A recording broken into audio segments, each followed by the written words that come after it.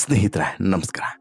ಚಿತ್ರದುರ್ಗದ ರೇಣುಕಸ್ವಾಮಿ ಹತ್ಯೆ ಪ್ರಕರಣಕ್ಕೆ ಸಂಬಂಧಪಟ್ಟಂತೆ ದರ್ಶನ್ ಅಂಡ್ ಇಡೀ ಗ್ಯಾಂಗಿಗೆ ಸಂಕಷ್ಟಗಳ ಸರಮಾಲೆ ತಪ್ಪುವಂಥ ಯಾವ ಲಕ್ಷಣವೂ ಕೂಡ ಕಾಣಿಸ್ತಿಲ್ಲ. ಈಗಾಗಲೇ ಸಾಲು ಸಾಲು ಸಂಕಷ್ಟಗಳು ಬಂದ ಪಳಿಸಿಯಾಗಿದೆ. ಜೈಲು ಶಿಕ್ಷೆಯೂ ಕೂಡ ಮುಂದುವರಿತಾನೆ ಇದೆ. ದರ್ಶನ್ ಏನೋ ಮಧ್ಯಂತರ ಜಾಮೀನನ್ನು ಪಡೆದು ಆಸ್ಪತ್ರೆಯಲ್ಲಿ ಅಡ್ಮಿಟ್ ಆಗಿದ್ರೂ ಕೂಡ ಇಲ್ಲಿ ಪೊಲೀಸರ ತನಿಖೆ ನಿಂತಿಲ್ಲ. ಪೊಲೀಸರು ಇನ್ನೂ ಕೂಡ ಸಾಕ್ಷಿ ಸಂಗ್ರಹಿಸೋದನ್ನು ನಿಲ್ಲಿಸಿಲ್ಲ.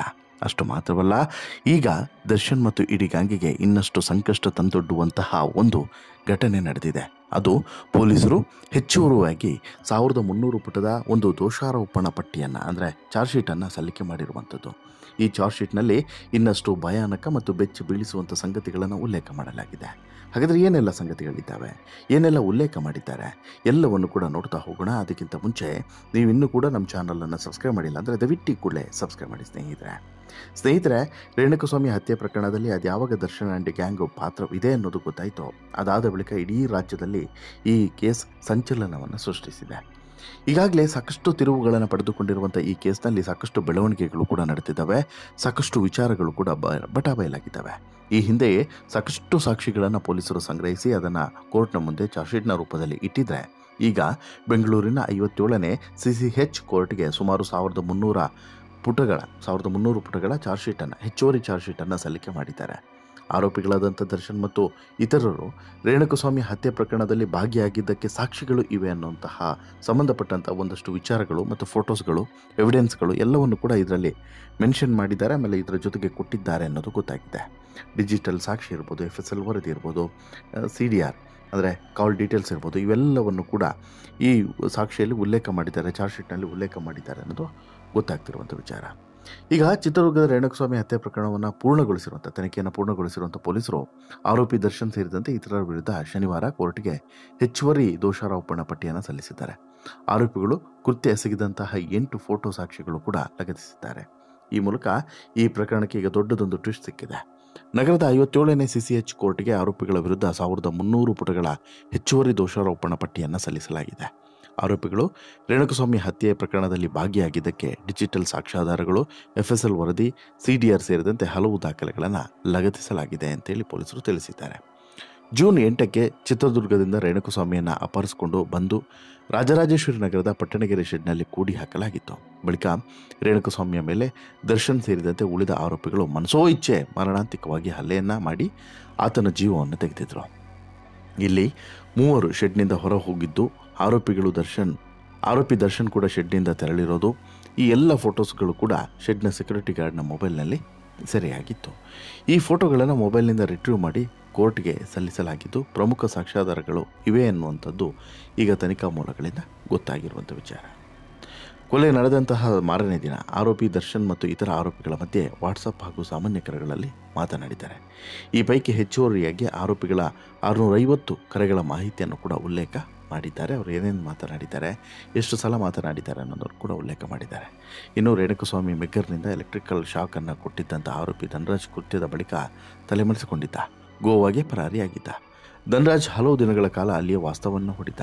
ಈ ಕಾರಣಕ್ಕೆ ಧನರಾಜನ್ನು ಬಂಧಿಸುವಲ್ಲಿ ಸ್ವಲ್ಪ ತಡವಾಗಿತ್ತು. ಇದಕ್ಕೆ ಪೂರಕವಾದಂತಹ ದಾಖಲೆಗಳನ್ನು ಕೂಡ ಚಾರ್ಜ್ ಶೀಟ್ನಲ್ಲಿ ನೀಡಲಾಗಿದೆ ಅನ್ನೋದು ಗೊತ್ತಾಗಿದೆ.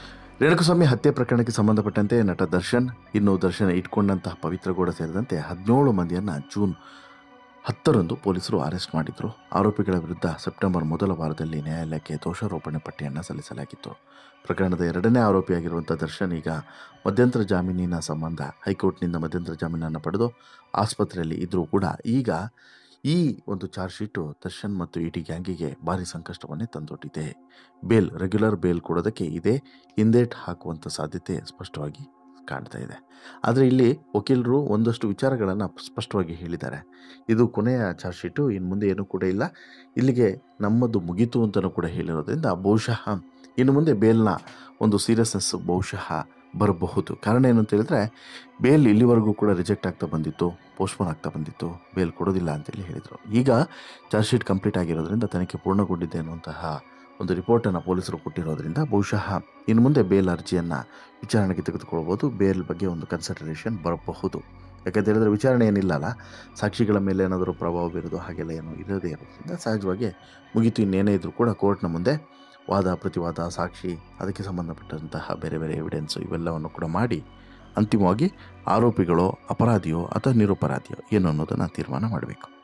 ಬಟ್ ಇಲ್ಲಿ ದರ್ಶನ್ಗೆ ಸಂಕಷ್ಟ ಏನು ಅನ್ನೋದು ಬಹುಶಃ ನಿಮ್ಮೆಲ್ಲರ ಪ್ರಶ್ನೆ ಆಗಿರುತ್ತೆ.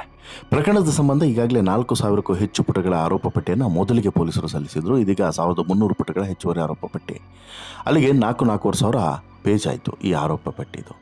35ಕ್ಕೂ ಹೆಚ್ಚು ಮಂದಿಯ ಸಾಕ್ಷಿಯನ್ನು ಈಗ ಮತ್ತೆ ಸೇರಿಸಿದ್ದಾರೆ. FSL ಮತ್ತು ತಾಂತ್ರಿಕ ದಾಖಲೆಗಳನ್ನು ಸೇರಿ 40ಕ್ಕೂ ಹೆಚ್ಚು ಸಾಕ್ಷಿಗಳು ಎಕ್ಸ್ಟ್ರಾ ಇದ್ದಾವೆ.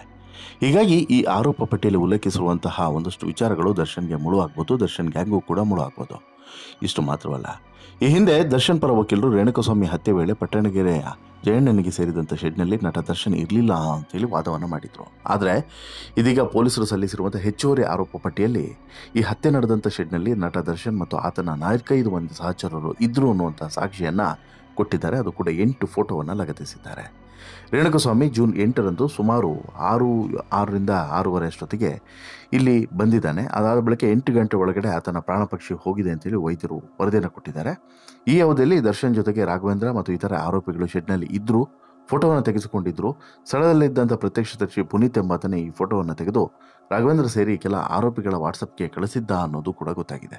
ಹೀಗಾಗಿ ಇದು ಪ್ರಮುಖ ಸಾಕ್ಷಿ ಆಗುತ್ತೆ ಅನ್ನುವಂಥದ್ದು ಈಗ ಕೆಲವರ ಲೆಕ್ಕಾಚಾರ. ಹಾಗೇನಾದರೂ ಆಯಿತು ಅಂತ ಹೇಳಿದ್ರೆ ಅದು ಕೂಡ ದರ್ಶನ್ಗೆ ಸ್ವಲ್ಪ ಆತಂಕವನ್ನು ಹೆಚ್ಚಿಸ್ಬೋದು. ಕಾರಣ ಏನು ಅಂತ ಹೇಳಿದ್ರೆ ದರ್ಶನ್ ಆ ಸಂದರ್ಭದಲ್ಲಿ ಇದ್ದ ಅನ್ನೋದಕ್ಕೆ ಸಾಕ್ಷಿ ಇದಾಗುತ್ತೆ.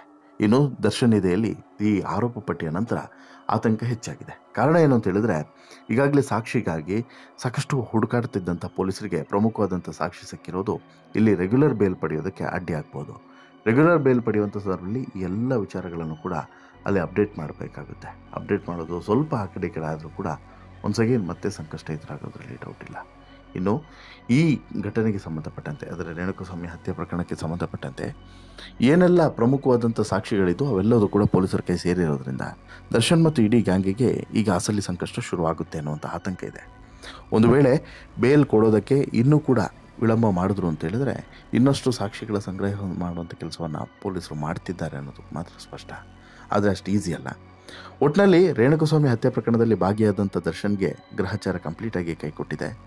ಏನೇ ಮಾಡಿದ್ರೂ ಕೂಡ ಹಗ್ಗವು ಕೂಡ ಹಾವಾಗಿ ಬಂದು ಕಚ್ತಾ ಇರುವಂಥದ್ದು ಈಗ ದರ್ಶನ್ ಪರಿಸ್ಥಿತಿ ಯಾವ ರೀತಿ ಇದೆ ಅನ್ನೋದು ಸ್ಪಷ್ಟವಾಗಿ ಅರ್ಥ ಆಗುವಂತೆ ಮಾಡಿದೆ. ಒಂದು ಕಡೆ ಆಸ್ಪತ್ರೆಯಲ್ಲಿ ನರಳುತ್ತಿರುವಂಥ ದರ್ಶನ್, ಮತ್ತೊಂದು ಕಡೆ ಕಾನೂನು ಹೋರಾಟದ ಹಾದಿ. ಇವೆರಡೂ ಕೂಡ ಹ್ಯಾಂಡಲ್ ಮಾಡಬೇಕಾಗಿರೋದು ದರ್ಶನ್ ಕುಟುಂಬಸ್ಥರ. ದರ್ಶನ್ ಇದೆಲ್ಲದರಲ್ಲೂ ಕೂಡ ಆರೋಪ ಮುಕ್ತರಾಗಿ ಹೊರಗಡೆ ಬರ್ತಾರೆ, ಕಾದು ನೋಡಬೇಕು. ನಿಮಗೇನು ಅನಿಸುತ್ತೆ ಸ್ನೇಹಿತರೆ ಈ ಇಷ್ಟು ಬೆಳವಣಿಗೆಗಳ ಬಗ್ಗೆ ನಿಮ್ಮ ಅಭಿಪ್ರಾಯ ಏನು? ದಯವಿಟ್ಟು ಕಮೆಂಟ್ ಮಾಡಿ ತಿಳಿಸಿ. ಜೊತೆಗೆ ಈ ಸ್ಟೋರಿ ಇಷ್ಟ ಆಯಿತು ಅಂತ ಹೇಳಿದ್ರೆ ಲೈಕ್ ಮಾಡಿ, ಶೇರ್ ಮಾಡಿ, ಚಾನಲ್ಗೆ ಸಬ್ಸ್ಕ್ರೈಬ್ ಆಗೋದನ್ನು ಮರಿಬೇಡಿ. ಧನ್ಯವಾದ.